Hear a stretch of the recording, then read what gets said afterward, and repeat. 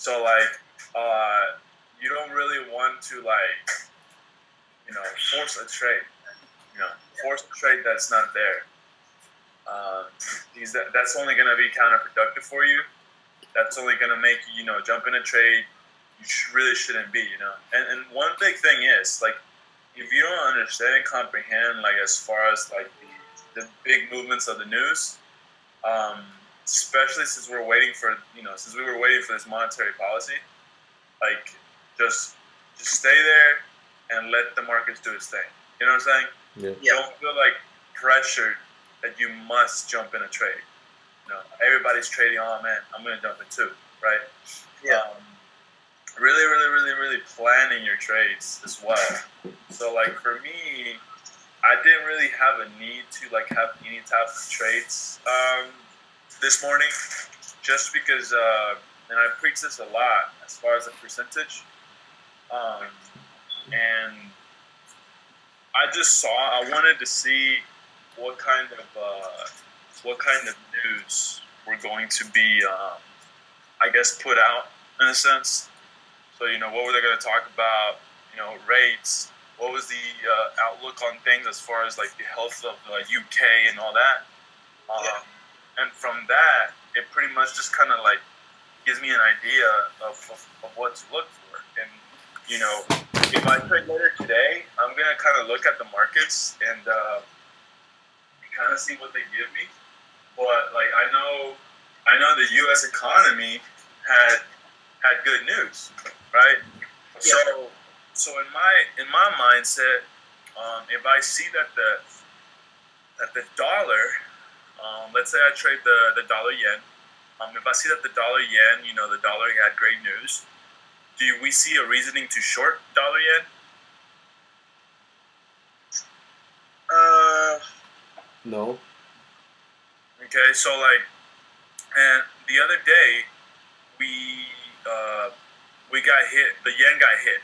There was a comment about the helicopter money and printing more yen, basically, right? So as we know, what happens when you print, pretty much you're just printing paper. The value is put out by the people. Okay, right?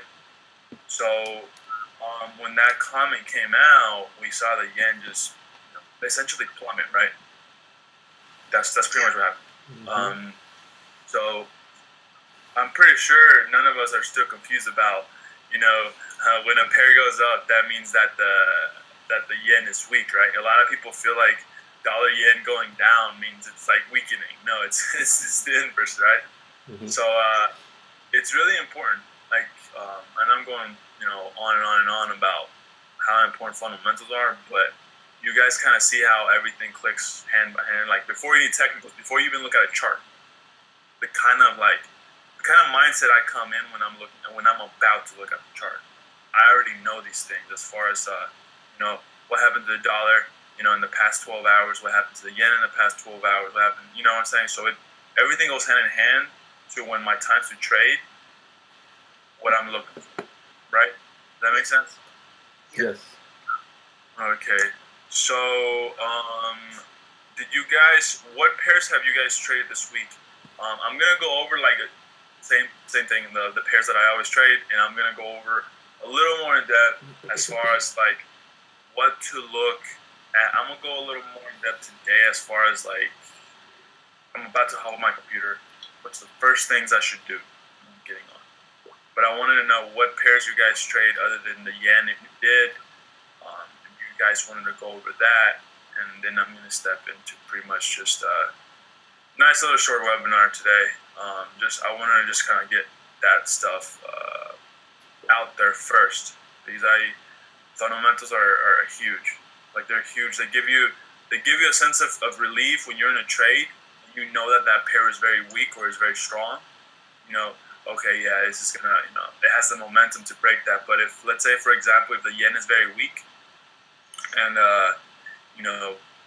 you've seen it. I'm gonna show you guys in a second, but you've seen it bounce like in the past, 8 hours. You've seen it bounce there, but I'm looking at the yen is very weak, so it's probably not gonna bounce. I mean, it's not gonna break, right? It's very weak. It's not going to. It's just not going to. Like, there's no reasoning There's no reasoning. There's no strength. There's no news coming out. You know, there's no new news. Um, so I mean, you know, all that stuff. You know, I really want you guys to, you know, every webinar, write down every little note. And I know, Brendan, you've been telling me that, you know, good feedback, like everything that I've, you know, pretty much explained to you off screen. You know, not even, you kind of see the importance of what I mean, like the mindset and the knowledge you want to have before even looking at a chart, right? Yeah. You know, you get paid to be patient. You get paid to learn the skill before you even place a trade.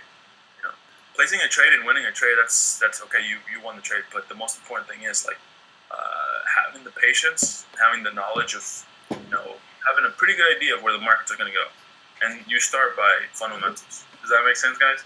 Yes. Yes. Okay. So, is there any pairs you guys trade other than the yen and stuff? I have not traded any other pair so far this week.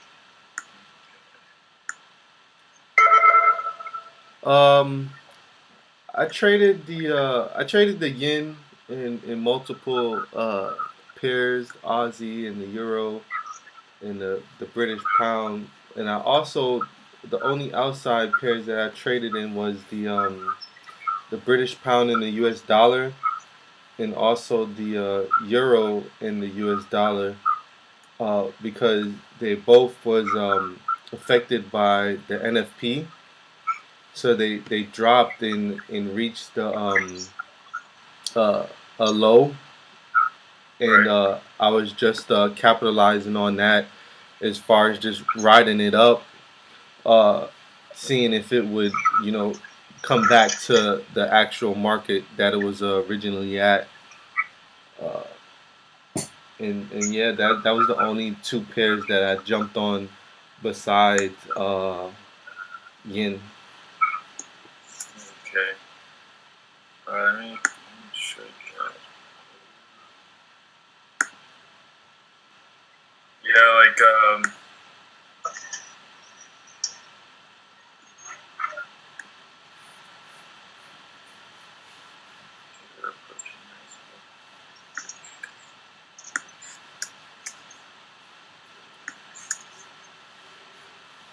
all right, I'm about to share my screen.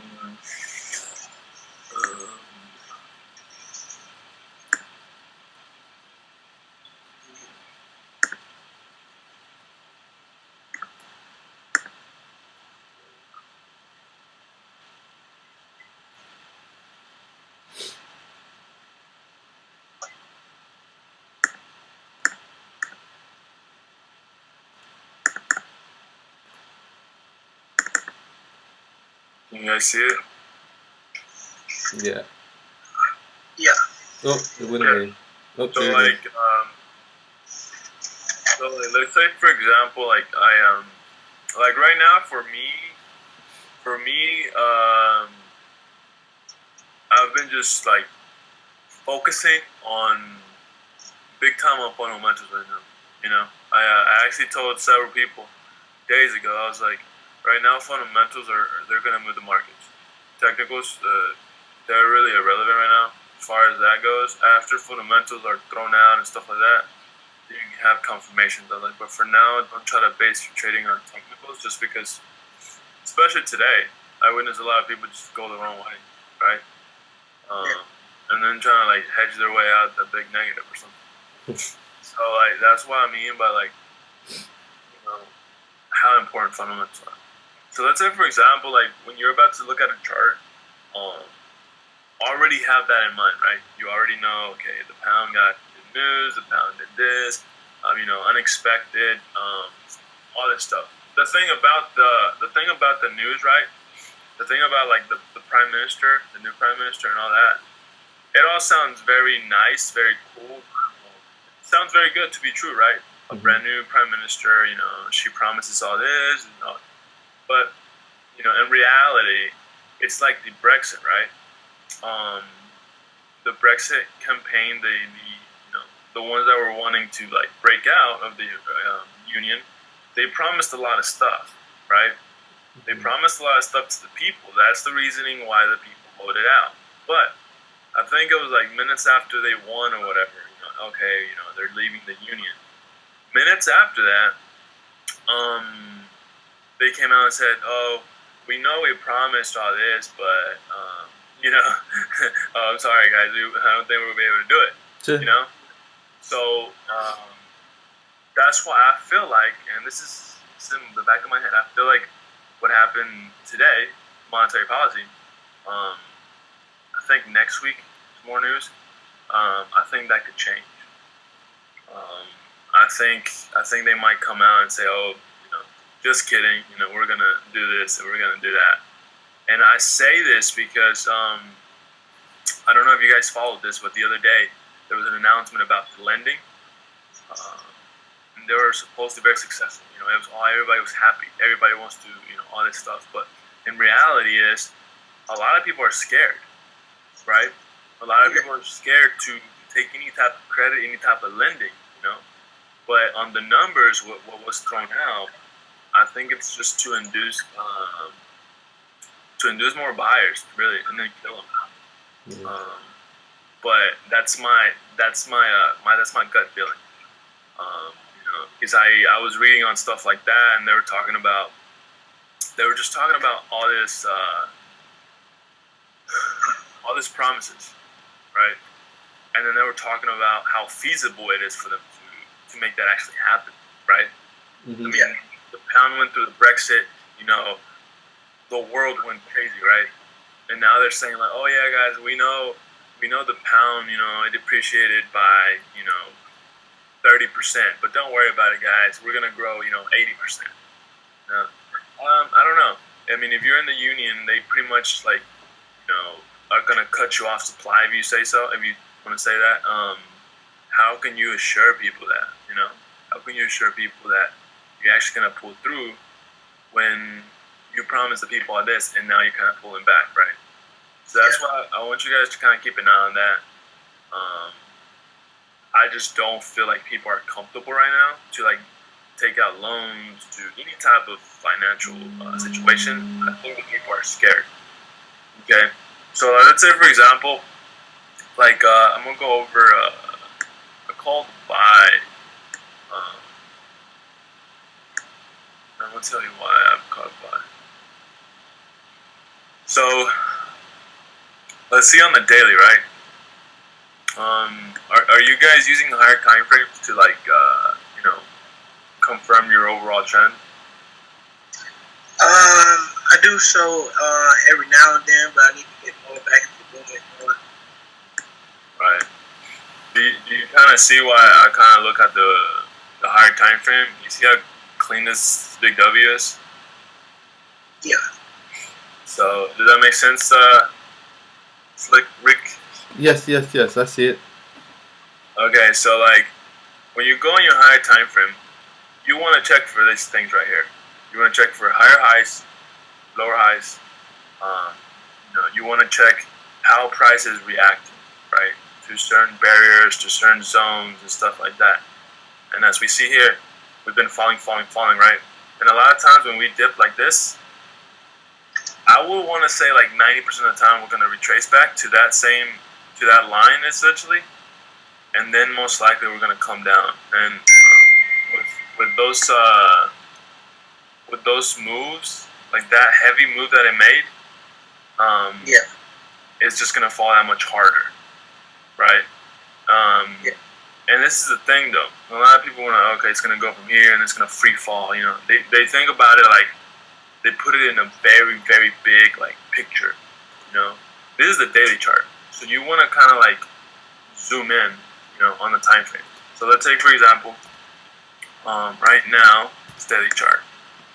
So after the daily chart, I go in, and I think I showed you this, Brendan. I think I put it on. I'm pretty sure. I think I put it in the group chat. I think this when it was around here, when it was about to bounce out.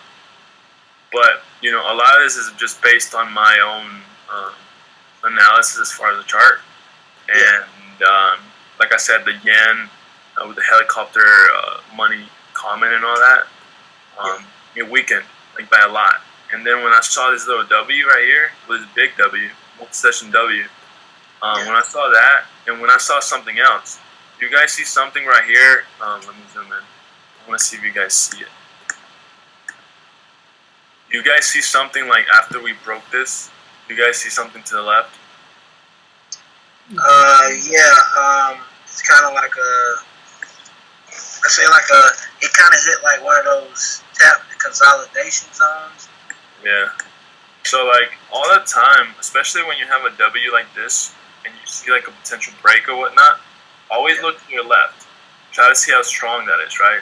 And it took a while because it like bounced, came back, and then it pushed, and it was having a hard time. This is on the H4, so this was having the hardest time ever. And then this came back, it broke down again, it pulled back, and then it finally broke. After this, it was pretty much waiting for that retracement and hit in again, right? I actually missed like this. I think it was on a Sunday. I just looked at it and it was up like 200 pips or something. Like, dang.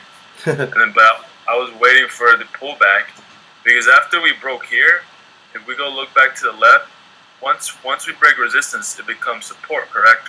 Mm-hmm. Yeah. So now, after it broke, I kind of had a benchmark per se, right? I was like, okay, if it comes down and this holds, I have a benchmark to where, I could put my stop below the pivot or something, right? So I'd be risking 20, 25 pips, but as you see, the potential is a lot more, right? Yeah. So after you break this is the reasoning why I say the importance of looking back to the left. You see how this even bigger consolidation zone? So if you move back here, this little pivot's essentially right there, right? So once we break this, it's gonna be even more difficult to come back down, right? You guys see that? Yeah. Yeah. So always when you're breaking resistance levels, look to your left to see how strong those levels were, because it's gonna be very difficult for it to break and then pull back and then fall, right? So the majority of the time is, and I'm gonna keep going as time passes by. I'm gonna show a lot of these things. But do you guys know the 5-wave, the 3-wave, impulsive correction waves? No, I don't know So that one. essentially, what that is like to me on the hour or whatnot. Once I saw this double bottom and this W, Mm-hmm. you'll essentially get a hard move, right? After that hard move, you're gonna see a pullback.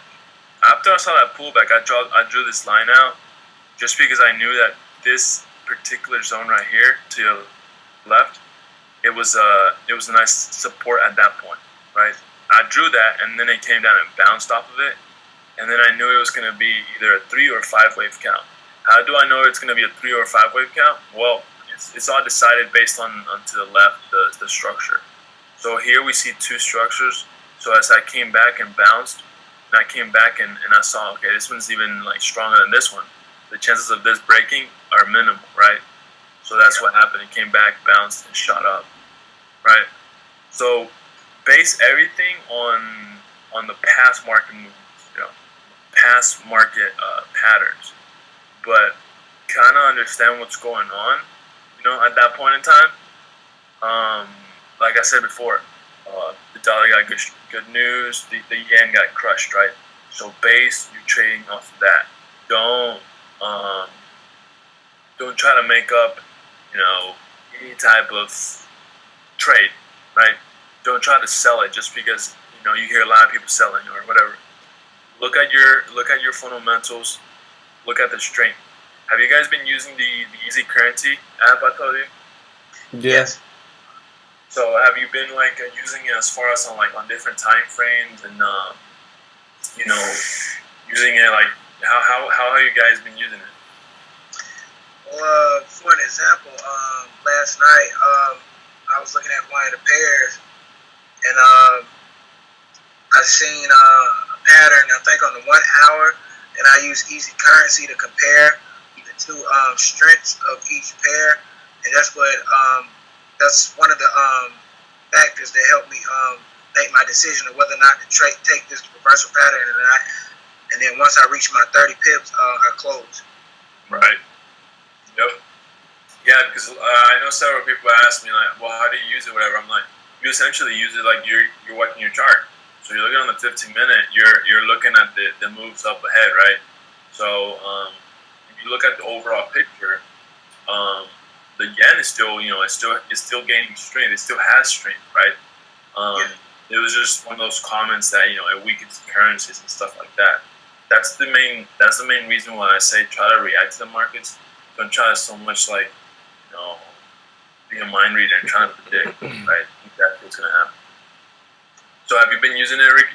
Yeah, I've used it. I haven't really compared it as far as like what I think his name is David just said, but I've glanced at it here and there. I need to be a little bit more consistent with it though.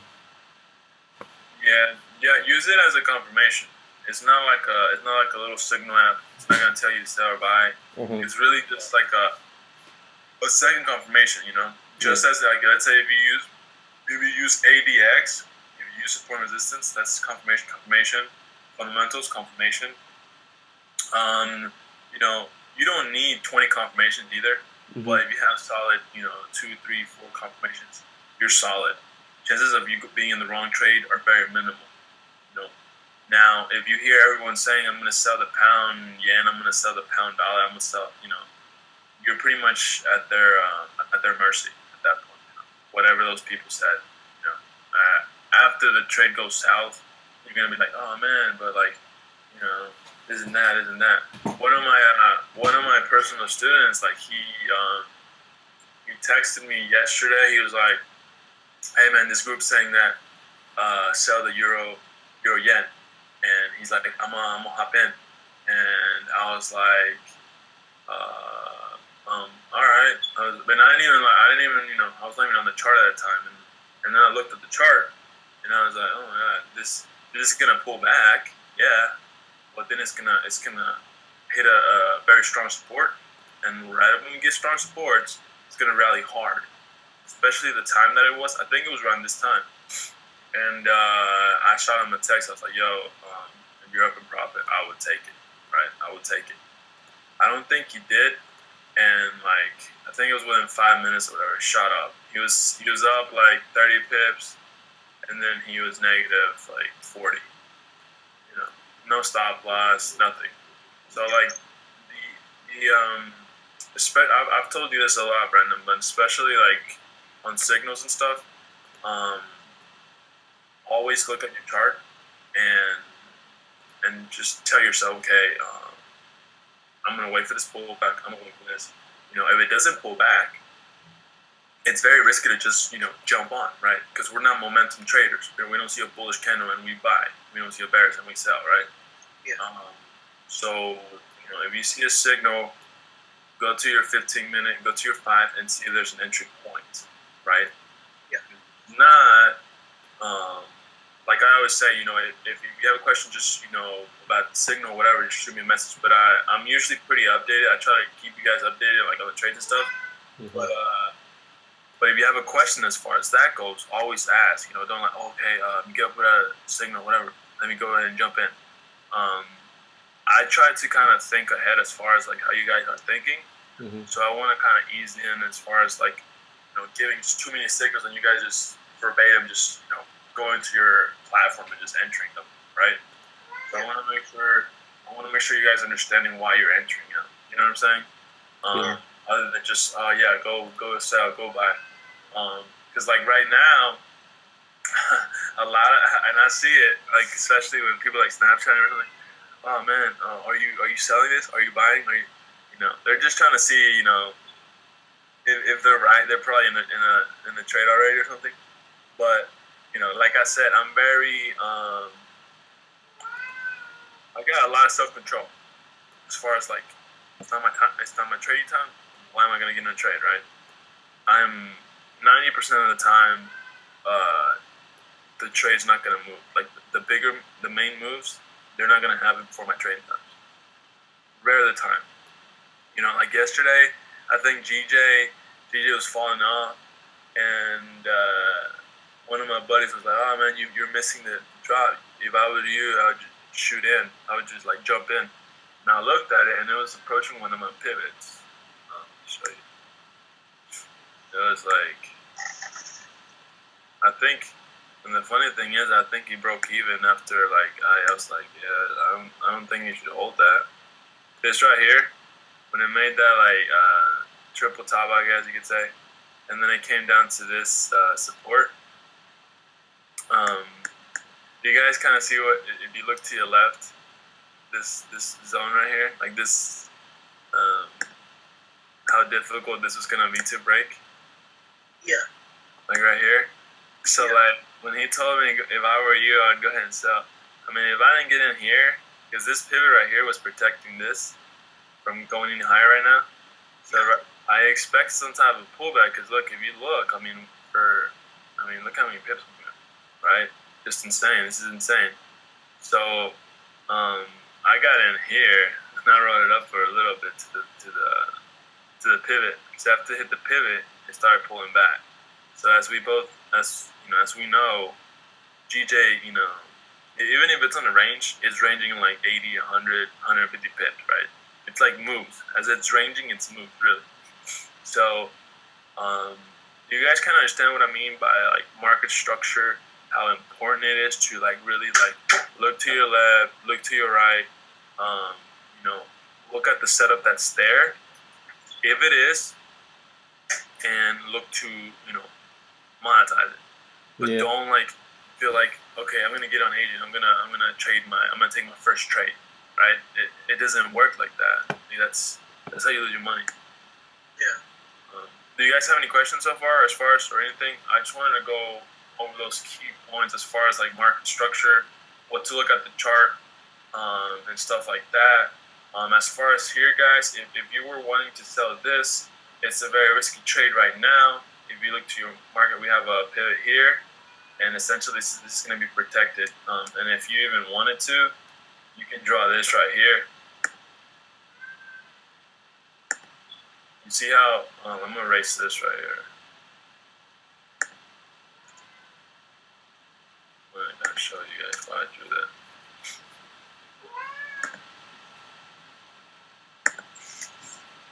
You guys kind of see why I drew that, that line, to kind of give you an overview. Yeah. You see how this is very important. So after we breach this and we close above, you see how we're closing above this, and you see how the markets repeat themselves, right? You see how the same thing happened here. Mm-hmm. Yeah. We had a strong break, and we're on the H4, right? Yeah. And what do you think is going to happen? We're going to rally higher, right? So, recognizing that thing, man, being patient, because that's how a lot of people, selling here at support, selling here as it's rising, they're still selling, like it's little things like that. It's what makes you lose. Being patient, okay, I'm going to wait. Okay, I see a breach. Let me go ahead and put a buy in the lower time frame. I put my stop here below the support, right? Again, the quicker you can like recognize the move, you can get in the earliest, right?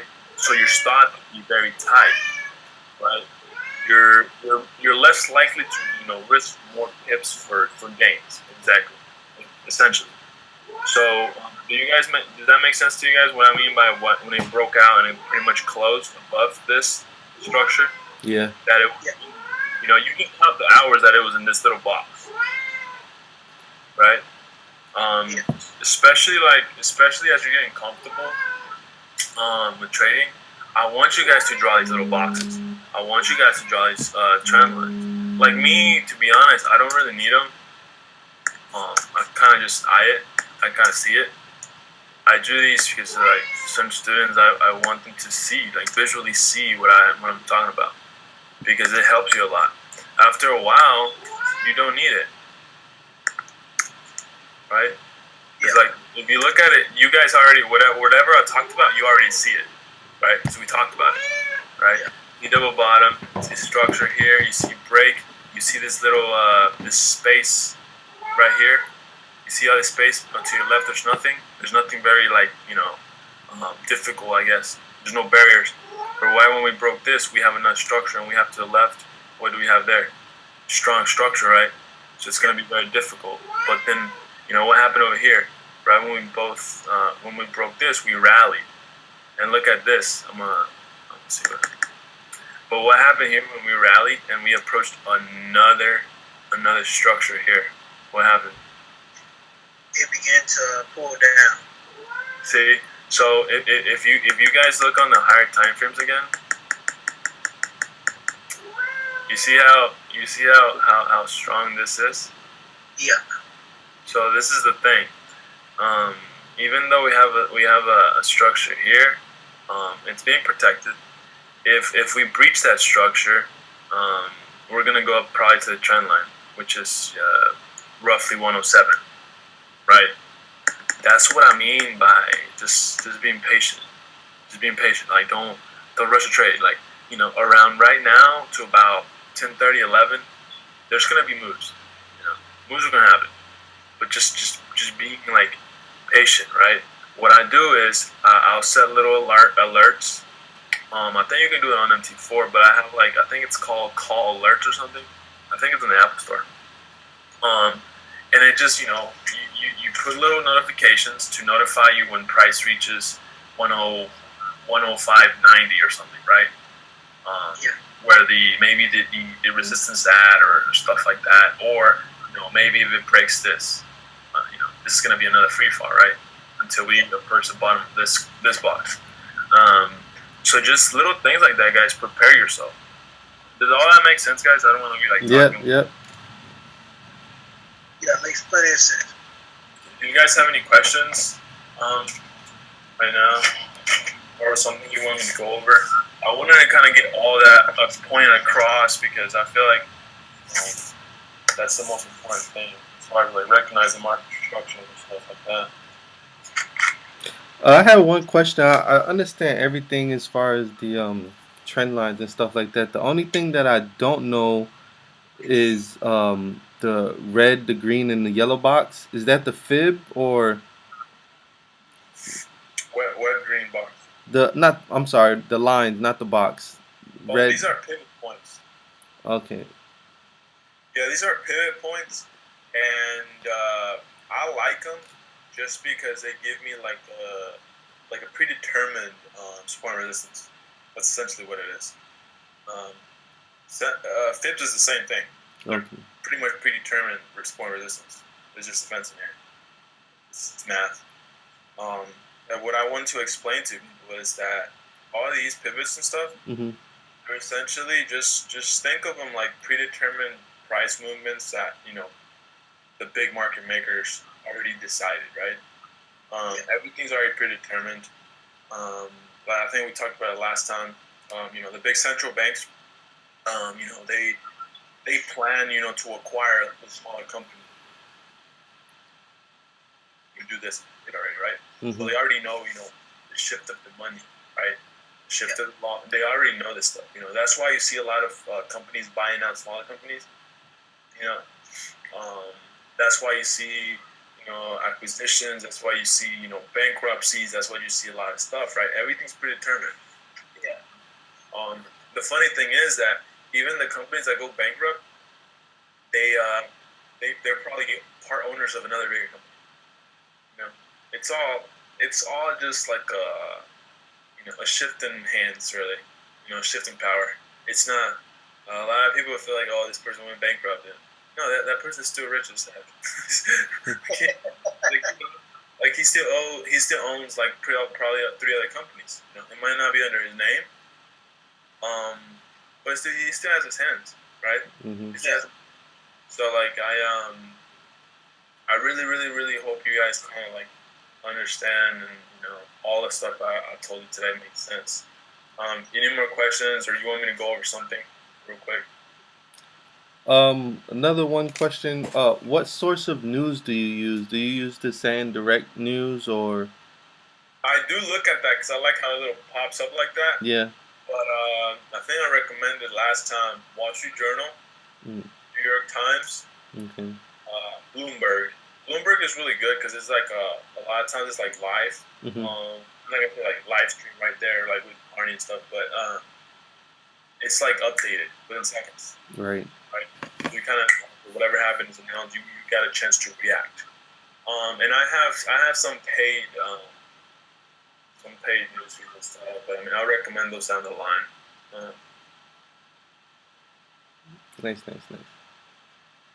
But yeah, oh, I wanted to lastly, you guys can write these stuff down. I want you guys to be very good and knowledgeable as far as like what news you want to be looking and researching. You want to be researching GDP. You want to be on top of monetary policy. Monetary policy is essentially the health of the economy. You know, what goals, what plans, what procedures, what things do the government have in place to make that economy great again.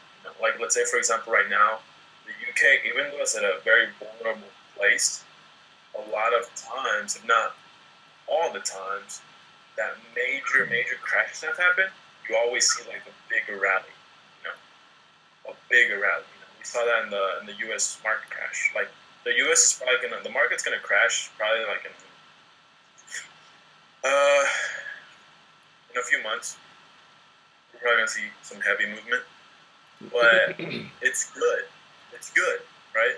Because there's going to be so many more jobs. There's going to be so many more businesses. There's going to be so much more stuff. So it's good that economies go through these cycles, right? Mm-hmm. To me, it thrills me. I'm not going to say that, because a lot of people are going to lose their jobs and stuff, but, just in the position we are, whether it goes up, down, whatever it wants to do, we can capitalize, right?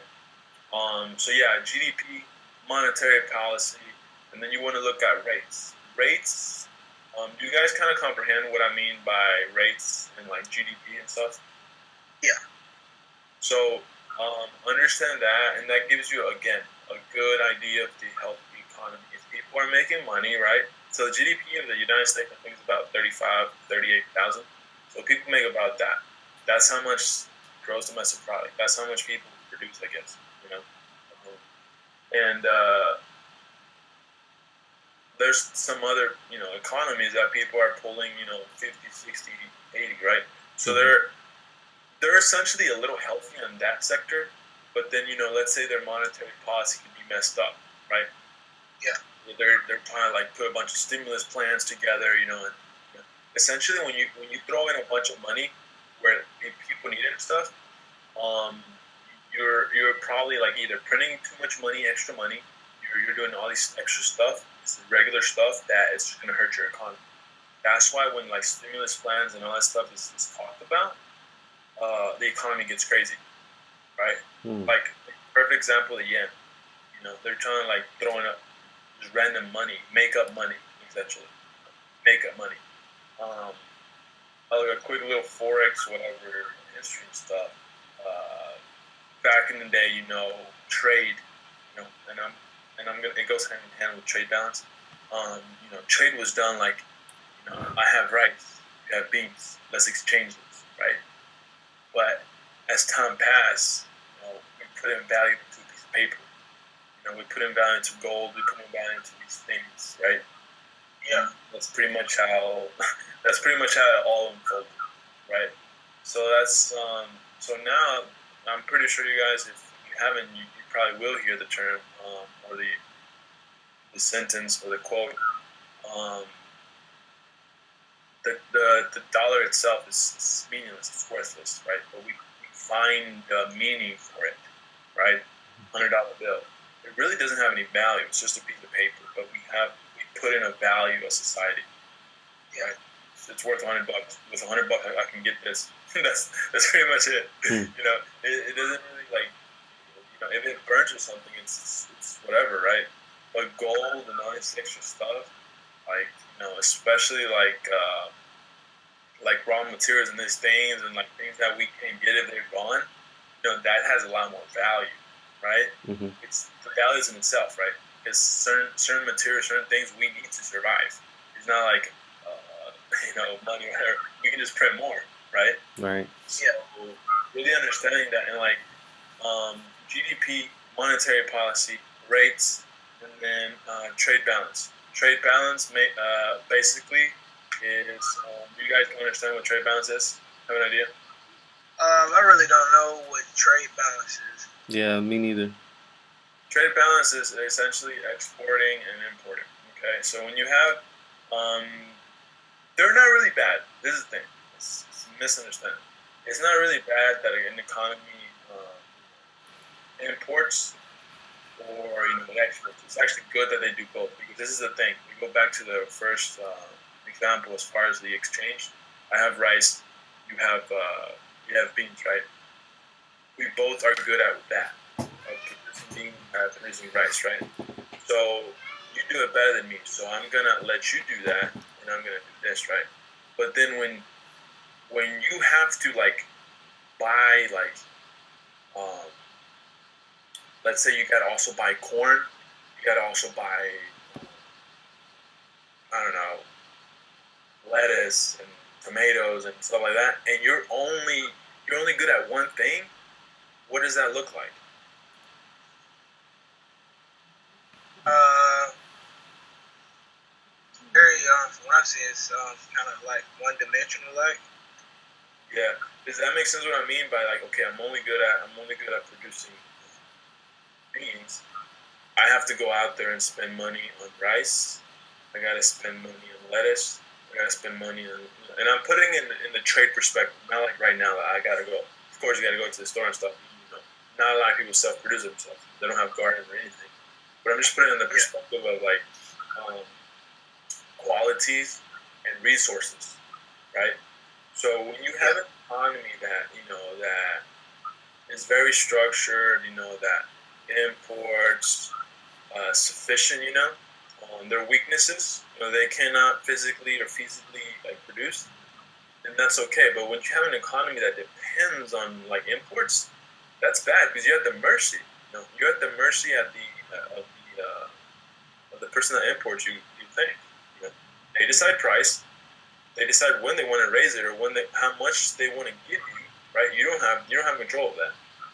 Um, and what's one economy that's doing that right now, big time? Just because the United States is so big that a lot of people don't think it's affecting them, but what do we do here? We import basically everything, right? We don't have anything here. Even the cars that are made in the U.S., they're not really made here. They're just put together, but a lot of the materials and stuff they're not here, right? Right. So that's what I mean by trade balance. When you see news like that, that's what I mean by that. Read on a few articles, take a peek at what's going on, how much importing has been done this month, how much exporting has been done, and you get a really good idea when those news come out, what kind of strength the economy's going to have. Does that make sense, guys? Yeah. yeah, And last but not least, unemployment changes. Of course, if we have a very, very big increase in unemployment, it's not bad. It's not good for the economy, right? Pretty much just common sense. So that's one last big talking point when it comes to fundamental news. Those things right there, if you just keep up to date week by week, you're going to be sharp. You're going to have a better outlook on where the markets are headed, other than just drawing little lines and look at a colorful chart. Now, I base this on just because I follow so many like multi-million dollar traders, and I see the stuff they talk about. On a quick side note, remember Brendan, like when we were in that group that I'm not going to name, they always talked about no news, no this, no. Remember, everything was just like, and I was a rebel, right? I was doing my own research. I was doing my own thing that I was seeing is more successful people looking at it, analyzing fundamentals, getting a really good idea of these things, and I was like, it makes sense because I started implementing it, and guess what? Before even me looking at a chart, I already kind of had a good idea. Okay, the dollar's going to be strong for the next 8 hours, or etc. And this and that, right? I saw my fundamentals. I looked. We had a close below this. We had a close above this, and I had a good idea of the outlook of the economy or the trade that I was going to get into. Does that make sense? Yeah. Cool. Do you guys have any more questions for me? before I get out. Nah, man, I think I'm good to go. Yeah, man, I'm pretty clear, man. Get more and more information every webinar. Pretty much gave me everything blow for blow, so I don't have any questions. Okay, guys. All right. Well, yeah, man. Just just keep an eye, guys. Like, don't rush anything. The little key talking points I talked about. Have those as a priority. Have like make sure your trading plan is it's like it's follow through, right? Like if you go for a certain percentage a day, like I told you, Brandon, just keep doing that. Keep doing that percent a day. Keep looking for. I have to wait until this breaks and closes. I have to. Not just because all these people are saying sell now at support. You think to yourself, okay, it's right at support. Why would I sell, right? Yeah. Resistance. Why would I buy? I'm gonna wait if I see a break. I'm gonna see if I see a close, right? Minimal time frame on M30. I want to see that candle close, and I want to see that movement, right? Have that decision to wait an extra 15 minutes until that candle closes, right? Yeah. Because so many people, man, they get caught in that. Oh, everybody's selling. Everybody in the world selling. They go to, if I miss it, at least I didn't lose money. That's how I'll wait, man. Like right now, my trading time is pretty much on right now, so I'll see what's setting up and stuff. But I'm about to go eat and stuff, so if I miss anything, I missed it. I missed it, right? I'm already doing well for the week, so it is what it is, But I have that mindset that like if I miss it, I miss it. It doesn't hurt me, right? Because I think by this time you should be pretty much up for the week, anyways, right? I don't really trade tonight, just because I think you should be up at least 12% for the week by this time, right? Yeah. And I know, Brent, I know you're pretty much up for the week, right? Yes, so far for the week, I made 10%. Okay. Yep. Yeah, like I told you, that's solid, man. So if you wanted to, today could be a bonus. So just cut your risk by half and let that thing go. You're pretty much good for the week, right? And this is the thing. The account size doesn't matter. What matters is the skill and making that consistent. Because like we spoke before, let's say you have a 500 account value today. 3 weeks from now, it might be like 950, right? Yeah. From then, it might be 1500. X amount of weeks after, it might be 2300, right? And your earnings are being compounded by that percentage, right? Yeah. Right when you get to the 1, 2, 3K range, that's when you start making 100, 150, 300. People on average make probably like I don't know what minimum wage is now, but I think like 50, 60 bucks maybe on average. That's what people make a day on a job, whatever. And then of course the bigger percentage they're pulling higher figures, but then again they're pulling like 1,000 hours a week. But put that in perspective, guys. Write those things down. What I mean by like not so much comparing yourself to like the working people or the working class, but like put in that perspective where like you have a benchmark. Mm-hmm. All right, with 150 a day, I trade 3-4 days, I can make $500-$600 in like 2-3 trading days, right? Yeah. I'm free for the rest of the week, right? Yeah. The thing I wanna like put in you guys is not so much the money, it's the freedom. Yeah. You wanna work smart. You wanna work less, but you want your income to skyrocket more as time passes. Yeah. That was one of my main goals. I was doing well already before Forex, but my thing was like I didn't want to work anymore like 60, 80 hours a week, right? Yeah. I wanted to only work maybe like 1, 2, 3 hours a day, right? Instead of like 12 to 15 right? Mm-hmm. So put that in perspective and plan that out. Visualize it, but visualization and acting on it are two different things. Yeah. Thinking about it and all stuff, daydreaming about it, and acting on it is two different things. So just write down your tailor your trading plan to yourself, to your life, not to Bobby, not to whatever he's doing. No, not to him, because the thing is that he has a different life, he has a different lifestyle. So tailor everything your goals to yourself, right? I need to make 200-300 to quit my job, right? That's 2-3 times more than what I'm like now, right? It is this. Put yourself in those shoes where you're setting those exact goals, not unrealistic goals, not none of that. Setting yourself for success instead of like, okay, you start trading Forex and you get one trade right, and then you start setting yourself up. Oh man, in a few days, in a few weeks, I'm gonna start making 3K days, right? Like, what do you think is gonna happen when you think like that? You can over leverage your account, right? Yeah. So definitely, does that all make sense, guys? Yeah, it does. I know I ramble a lot, but this is like a lot of people don't tell you this stuff. That's true. Nah, I'm glad. I'm very thankful. The more you talk, the more I get informed. So I love the fact that you're informing us more and more. Yeah. So yeah, definitely like plan. I always tell people the type of life you want to live, plan it and live it. No talking, right? It's like literally like you want to make this much, you want to do this. This is what you got to do. You got to have self control. You got to understand that this is a time thing, right? It's a time thing. Your skill, it just increments like that, right? You remember, Ben, when I think you reached out to me and we started chatting, and you're like, I opened a lot of eyes on you because maybe you were thinking like, everybody else, right?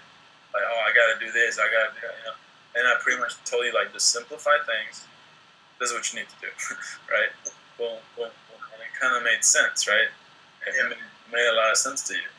So, thanks for being on, guys, and I hope I was of value and I gave you guys some good info. Always a value. Definitely did. I do have one question though. Yeah. Is it all right to trade on Fridays? I don't, man. I don't even like I told you. That's why I base my trading on like basically today. I can probably trade agent in a little bit if I have time, but I'm pretty much done for the week. Yeah. It just means I set myself up to that, right? Since Sunday, I pretty much said, okay, this is probably gonna go here. These are the type of pips and percentages I'll probably get each day. And then once that was achieved, then it's like, okay, as every day went by, I was risking less. Does that make sense? Yeah. So in the first 2-3 days, whatever, I made, I made more than 10-12% a day just because the setups were there. Not really. You saw. I think I showed you some of my trades, Brendan. But you saw. I didn't really risk more. I literally actually just lowered my lot size and I just let those pips run, right? But GJ was like 200 pips a year. So it's like as the days go by, and again, time sensitive. You want to be in this field, guys, less time, right? Yeah. You want to be in less time. You want to be able to get those percentages up without risking, right? So early in the week, try to get your percentages up, right? Your goal is 5% a day, but let your winners run, cut your losers short quick, right? Yeah. And somebody asked me this earlier today. But how about if you lose? Like, how about if you're up 6-7% and then you lose 3%? You're up 4%. What is there about? Yeah, but do you care if you lose? I'm like, not really. I'm up 4% for the day. Yeah. I'm up 4%. Like, there's nothing to say about that. All about percentages. And think about the positive side. Don't think about, oh man, I lost or whatever. This is not like a winning streak contest where you try to win 20 streaks or something. Like, I'm pretty sure you guys see that on on social media or whatever, like the binary people that, I'm up 20 wins and 1 loss, right? This is not that. We're not in that little gambling business. We're more like, we want our return on our investment. We want progressive growth. We want longevity, right? Yeah. So that's how you get that, based on percentages, based on growth, and based on consistency. Other than trying to win 50 trades in a row, right? Right. No one does that. No one does that as far as like, I'll never lose, or I'll never. No, you'll never lose as far as like, let's say on a day. It's rare the time where I'll be negative for the day, but I'll lose a couple trades. But to me, I rarely lose, just because I'll get my percentage regardless. Even if it's just 2%, I'm still positive for the day, right? Yeah. Like that doesn't matter to me. I'm still positive. Yeah, I lost 3 trades and only won 2, but I'm still up. I lost 2% on both trades. I lost 4%. Then I made 12% in the other trades. Yeah. Right? It's a numbers game. Yeah.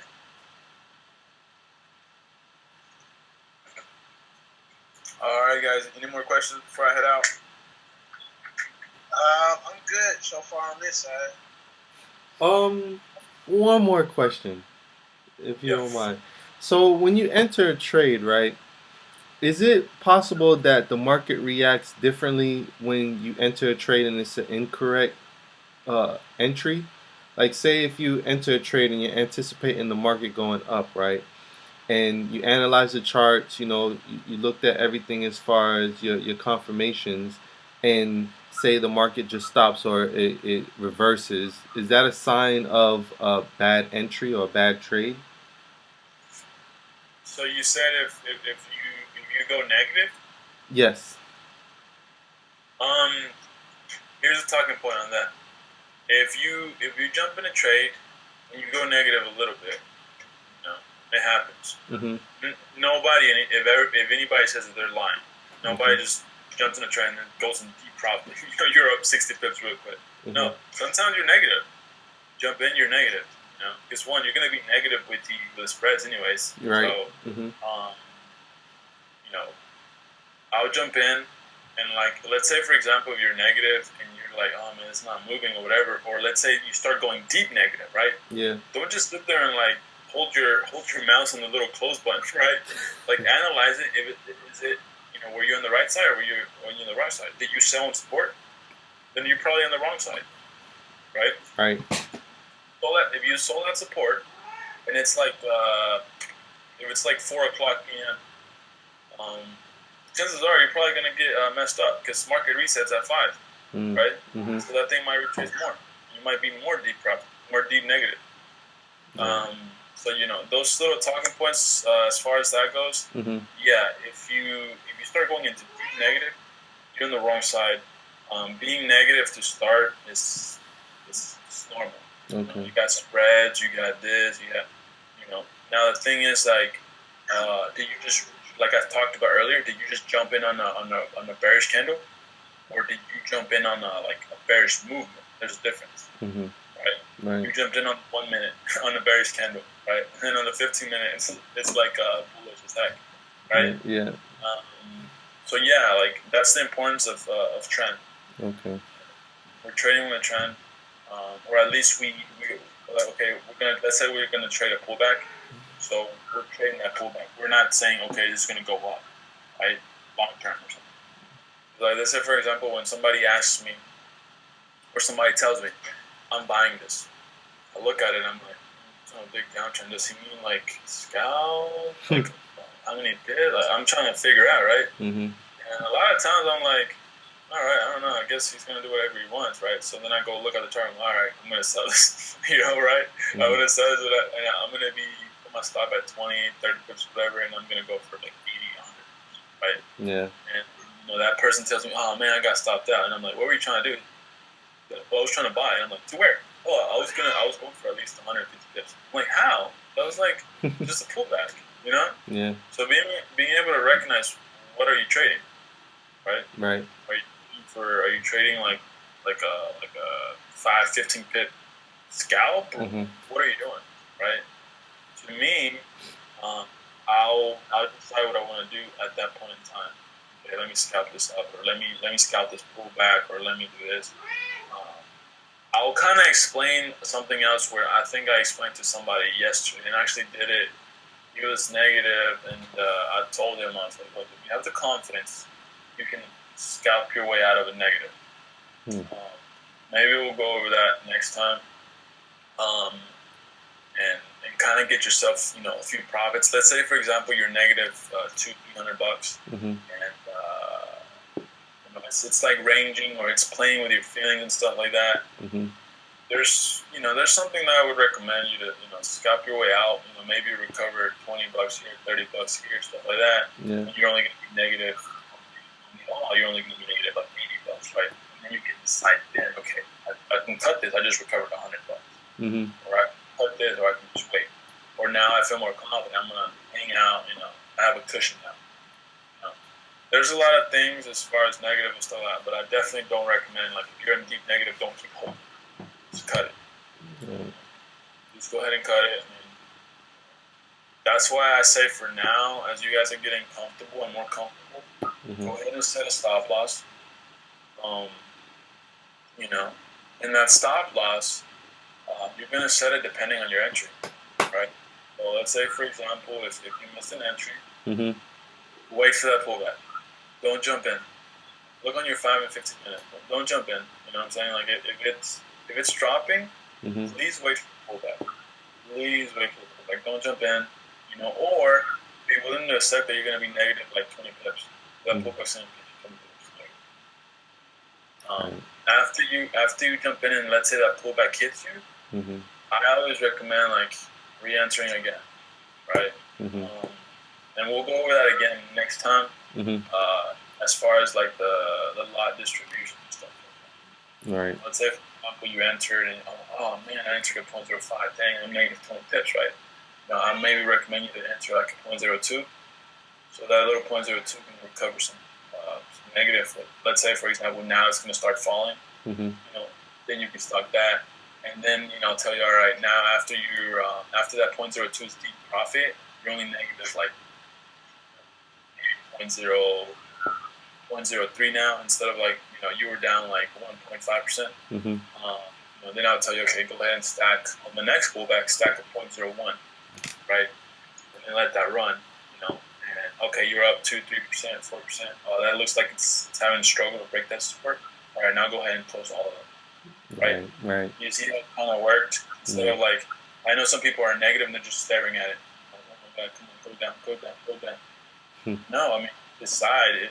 Are you gonna cut it, or are you gonna, or you still, your bias is still short? Yeah. You're still gonna go down. All right, then why not get some, get 1 or 2 more contracts in there so you can recover your loss? But you won't have to do that if you just wait for the pullbacks and stuff like that.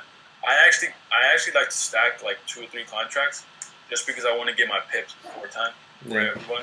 So let's say, for example, like GJ, I know the other day shot up like 100 and some pips. Mm-hmm. I only caught on my first position. I only caught like 80.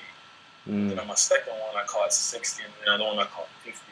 So in total, I caught more pips or whatever than the move GJ, than the pips GJ went up, and I caught them in less time. So I took profit before it kept shooting up. I think it shot up another 30, 40 pips after I took profit.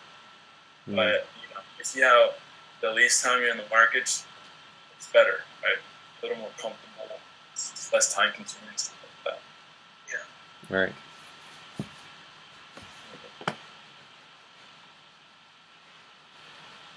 All right, guys. Well, if you're gonna trade tonight, just be careful. Wait for structure, set up, and wait for that. Don't jump in trades. And I'll keep an eye in a little bit. If I see something, I'll send it out like that. But I like to see like high probability trades. I don't like to unless like you're side by side and I tell you, look, you see this, man? Okay, if this goes in, it's all right. you like side by side with me, you can execute that instant. Mm. But I know a lot of times when I send something out, somebody might look at it like 30, 45 minutes later. Yeah. So it's like, oh, okay, now you're kind of jumping in. So yeah, guys, just message me. Message me if you have any questions later or whatever. I got you. All right, man. All right, bro. Appreciate the webinar, man. Very thankful for the information, and you have a nice day. All right, guys, you have a great day as well. And I'll Cool. talk to you boys later. All right, man. All right. Take it easy. Peace.